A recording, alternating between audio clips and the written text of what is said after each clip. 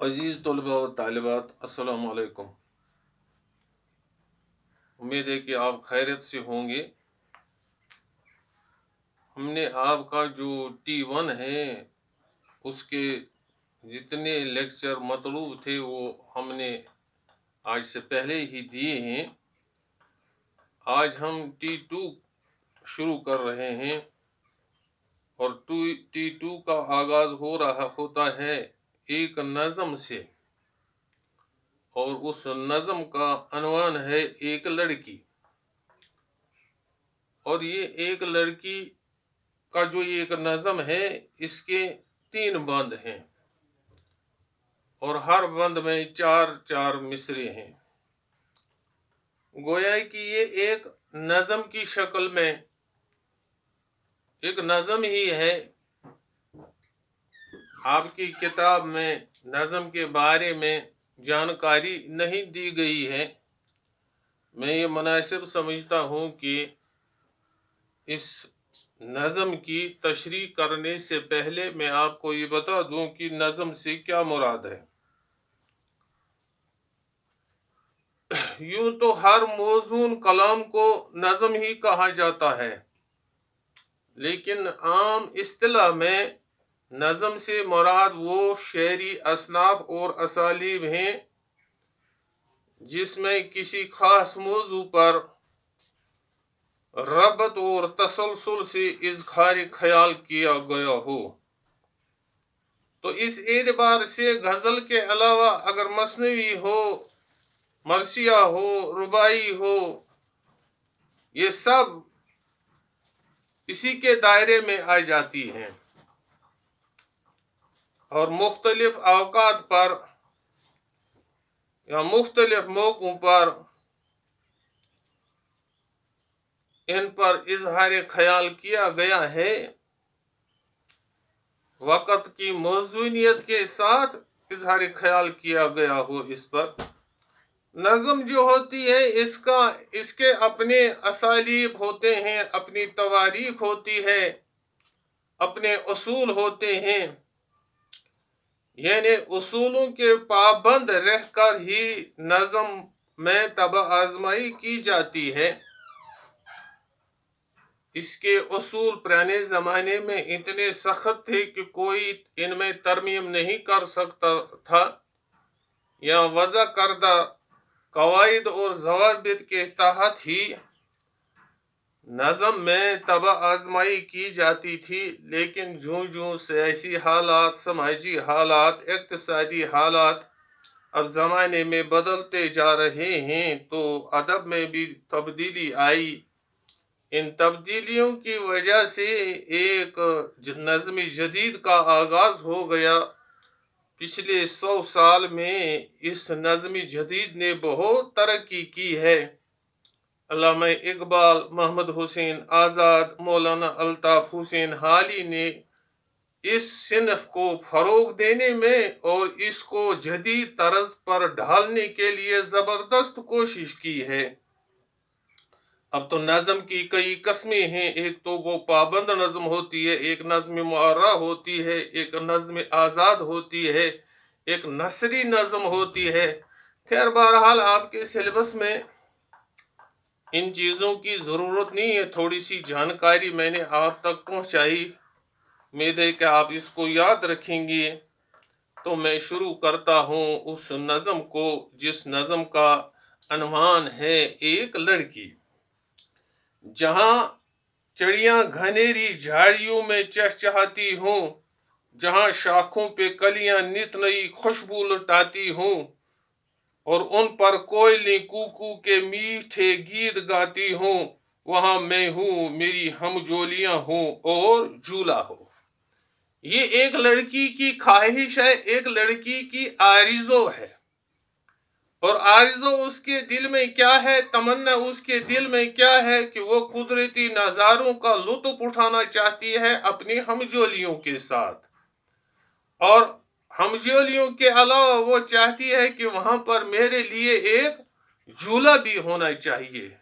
लेकिन नज़ारा कैसा होना चाहिए? नज़ारा होना ऐसा चाहिए कि घनी झाड़ियां हों और झाड़ियों के अंदर चिड़ियां चहचहाती हों और वहां दरख्तों के शाखों पर जो कलियां खिली हुई हों उनकी खुशबू फैली हुई हो, और वहां पर मुख्तलिफ किस्म के जानवर हों, खासकर कोयल हो, क्योंकि कोयल के जो गीत होते हैं वो बड़े मीठे होते हैं, उसकी आवाज सुरीली होती है, उसको खुदा ने सुरीली आवाज से नवाजा है। तो लड़की की ये ख्वाहिश है कि जहां घनेरी झाड़ियां हों, जहां शाखों पर फूलों की खुशबू हो, जहां कोयल के मीठे गीत हों, मैं वहां ही रहना चाहती हूँ, उसी नज़ारे का लुत्फ उठाना चाहती हूँ। लेकिन मेरे साथ मेरी हमजोलियां भी होनी चाहिए, और वहां पर हमजोलियों के लिए और मेरे लिए एक झूला भी होना चाहिए, ताकि हम वहां पर इन कुदरती नज़ारों के अंदर झूला झुलाएंगे। ये था पहला वाला बंद। इसी तरह दूसरा बंद जो है इस नज़म का, वो मैं आपके सामने पढ़ता हूं। जहां बरसात के मौसम में सब्जा लहलहाता हो, हवा की छेड़ से एक एक पत्ता थर थराता हो, जहां चश्मों का पानी नरम लय में गुनगुनाता हो, वहां मैं हूं, मेरी हमजोलियां हूं और झूला हो। तो दूसरे बंद में भी ये कुदरती नज़ारों का ही जिक्र करता है, और लड़की के दिल में ये आरज़ू है, ये तमन्ना है, मैं वहां पर अपनी हमजोलियों के साथ झूला झुलाऊंगी, जहां पर बरसात का मौसम हो, और बरसात के मौसम में आम तौर पर सब्जा लहलहाता है, हर तरफ सब्जा जार होता है, जहां भीनी भीनी हवा चलती हो, और हवा के चलने से पत्ते हिलते हों, यानी पत्ते थरथराते हों। पत्ते थरथराने से मुराद है जहां बीनी बीनी हवा चलती हो, और उसी बीनी बीनी हवा के चलने से दरख्तों के पत्ते, फूलों की पत्तियां हिलती हों, और जहां पर चश्मे हों, और चश्मों का पानी जो बहता है वो तरन्नुम का समा पैदा करता हो। मैं ऐसी ही जगह पर अपनी हमजोलियों के साथ रहना चाहती हूँ, लेकिन साथ ही हमें वहां झूलने के लिए एक झूला भी होना चाहिए, ताकि हम कुदरत के इन नज़ारों का लुत्फ उठाएंगे। और किन नज़ारों का? बरसात के मौसम का, सब्ज़ाजार का, हवा के तेज झोंकों का, पानी की रवानी का मजा उठाएंगे। ये है इसका दूसरा बंद। अब तीसरा बंद मैं आपके सामने पढ़ता हूं। जहां नहरों में बहता पानी मोती सा झलकता हो, जहां चारों तरफ गुलजार में सब्जा लहकता हो, जहां फूलों की खुशबू से बन का बन महकता हो, वहां मैं हूं, मेरी हमजोलियां हूं और झूला हो। तो इस तीसरे बंद में भी शायर कुदरती, ये जो लड़की का गीत है, शायर कुदरती नज़ारों का इजहार करता है, और चाहता है कि मैं ऐसी जगह पर रहना चाहता हूं जहां पानी बहता हो, और पानी के जो कतरे हों वो मोती की तरह चमकते हों, जहां चारों तरफ फूल ही फूल हों, और फूलों के अलावा सब्ज़ाजार हो, और सब्ज़ाजार से ये इलाका जन्नत का समा पैदा करता हो, जहां फूलों की खुशबू से सारे जंगल का जंगल मुअत्तर हुआ हो या खुशबूदार बना हुआ हो। मैं वहां ही रहना चाहता हूं अपनी हमजोलियों के साथ, और साथ ही हमें एक झूला भी होना चाहिए जहां हम झूले के अंदर झूलेंगे और कुदरत के इन नज़ारों का लुत्फ उठाएंगे। और वो नज़ारे क्या हैं? वो नज़ारे हैं बहता हुआ पानी जो मोती की तरह चमकता है, जहां चारों तरफ फूल ही फूल खिले हुए हों, जहां हर तरफ सब्ज़ाजार नजर आता हो, जहां फूलों की खुशबू से सारा जंगल मुअत्तर हुआ हो। तो ये थी इस नज़म की तशरीह जो मैंने आपके सामने पेश की।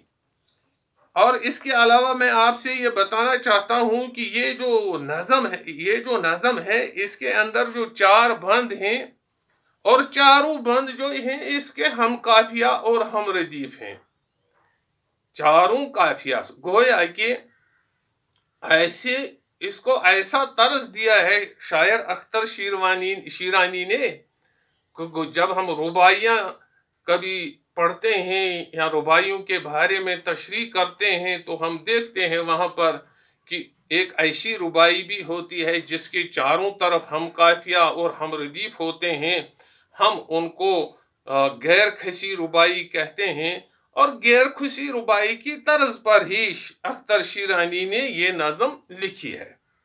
اب اس کے پیچھے کچھ مشقی سوالات ہیں، تو تشریح کے ساتھ ساتھ آپ کو جب جواب دینا ہوتا ہے تو آپ کا جو کوسچن پیپر آتا ہے، سوال نامہ جو آپ کے سامنے رکھا جاتا ہے، تو اس میں آپ کو انہی مشقی سوالات کا جواب دینا ہوتا ہے۔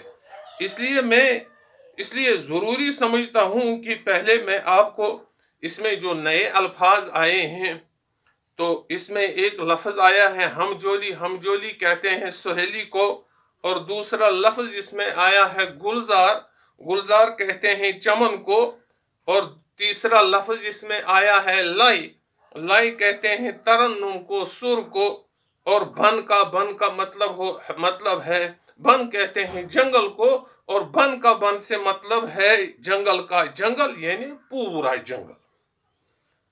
تو اب سوال ہے، پہلا والا سوال اس میں چڑیاں کیسی جھاڑیوں میں چہچہاتی ہیں؟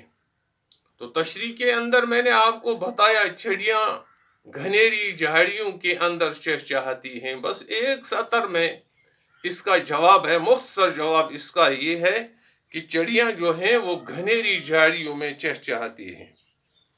دوسرا بند پڑھ کر بتائیے کہ لڑکی اپنے ہمجولیوں کے ساتھ کیسی جگہ پر رہنا چاہتی ہے۔ یہ دوسرا بند جو ہے نا، یہ لڑکی ایسی جگہ پر رہنا چاہتی ہے جہاں برسات کا موسم ہو اور برسات کے موسم میں سبزہ لہلہاتا ہو، جہاں بینی بینی ہوا چلتی ہو اور ہوا کے چلنے سے پتے ہلتے ہوں، جہاں چشموں کا پانی بہتا ہو اور اس کے بہنے سے ترنم کی آواز آتی ہو، تو ایسی ہی جگہ پر لڑکی رہنا چاہتی ہے۔ یہی ہے دوسرے بند کا اس میں جواب۔ کوئل کیسے گیت گاتی ہے؟ کوئل میٹھے گیت گاتی ہے۔ جواب ہے ہمیں تو نظم کو دیکھ کر ہی جواب دینا ہے، کوئل میٹھے گیت گاتی ہے۔ اور چوتھا سوال ہے، اس نظم میں لڑکی نے کیا خواہش ظاہر کی ہے؟ اس نظم میں لڑکی نے یہ خواہش ظاہر کی ہے کہ قدرت کے نظاروں کے اندر اپنی ہم جولیوں کے ساتھ میں رہنا چاہتی ہوں اور جھولا جھلانا چاہتی ہوں، اور قدرت کے نظاروں میں ہی ان لمحات کو گزارنا چاہتی ہوں۔ یہی ہے لڑکی کی خواہش۔ اب دیے گئے لفظوں سے خالی جگہوں کو بھریے۔ دیکھو پہلی یہاں پر لفظ بھی دیے ہیں، ہم جولیاں، چڑیاں، خوشبو، کوئلیں، جہاں ڈیش ڈیش گھنیری جھاڑیوں میں چہچہاتی ہوں، جہاں چڑیاں، یہ پہلا والا جو خالی جگہ ہے وہاں چڑیاں آئے گی، اور دوسرا جہاں شاخوں پر کلیاں نت نئی، خوشبو آئے گی، یہاں پر خالی جگہ پر خوشبو لٹاتی ہوں، اور تیسرا ہے جب اور ان پر کوئلیں کوکو کے میٹھے گیت گاتی ہوں، ان پر کوئلیں، یہ کوئل خالی جگہ ہے، اس کو کوئلیں لکھنا وہاں پر، وہاں میں ہوں، میری ہم جولیاں ہوں اور جھولا ہو۔ یہاں 2 کالم دیے ہیں، ایک کالم میں الفاظ ہیں چڑیا، کوئل، پھول، چشمہ، برسات، اور دوسرا کالم ہے سبزہ، چہچہانا، کوکو، پانی، خوشبو۔ اب کالم اے کو کالم بے سے جوڑنا ہے مناسب کے۔ دیکھو چڑیاں جو ہے نا، اس کے ساتھ چہچہانا آئے گا، اور کوئل کے ساتھ کوکو آئے گا، اور پھول کے ساتھ خوشبو آئے گا، چشمے کے ساتھ پانی آئے گا، برسات کے ساتھ سبزہ آئے گا۔ تو یہ ہیں اس کا اب لکھے ہوئے بند کی نثر میں لکھیے، جہاں نہروں میں بہتا پانی موتی سا جھلکتا ہو، جہاں چاروں طرف گلزار میں سبزہ لہکتا ہو۔ تو یہ اس کی تشریح تو میں نے ابھی آپ کے سامنے پیش کی ہے، آپ اسی کو یاد کر کے اس کا جواب لکھ سکتے ہیں۔ تو کچھ الفاظ ہیں یہاں پر جن کا ہمیں، یہ جمع کے الفاظ ہیں، صیغہ جمع ہے یہاں، اور ہمیں صیغہ واحد بتانا ہے۔ مثال ہے جھاڑیاں جو ہے نا، یہ جمع ہے، جھاڑی اس کا واحد ہے۔ شاخیں تو جمع ہے، شاخ ہے اس کا واحد۔ کلیاں تو جمع ہے، واحد ہے اس کا کلی۔ ہم جولیاں تو جمع ہے، تو اس کا واحد ہے ہم جولی۔ چشمے تو جمع ہے، چشمہ اس کا واحد ہے۔ نہر اس کی جمع ہے، تو واحد ہے۔ نظم میں ایک لفظ چہچہانا آیا ہے، آپ نے نظم تو آپ کے سامنے میں نے پڑھی، اس میں ایک لفظ آیا ہے چہچہانا۔ تو اگر اس لفظ سے چہچہاہٹ بنتا ہے، اب ہمارے پاس کچھ الفاظ ہیں، ان کو نون ہٹانا ہے اور ہٹ لگانا ہے، جس طرح تھر تھرانا، اور ہم اس کا نہ ہٹائیں گے اور ہے اور تے لگائیں گے۔ اگر تھر تھرانا سے نون نہ گرائیں گے تو تھر تھراہٹ بنتا ہے۔ اسی گنگنانا سے گنگناہٹ بنتا ہے، مسکرانے سے مسکراہٹ ہے، اور گڑ گڑانا سے گڑ گڑاہٹ۔ اس طرح یہ آپ کا جو آج کا لیسن تھا یہ مکمل ہوا۔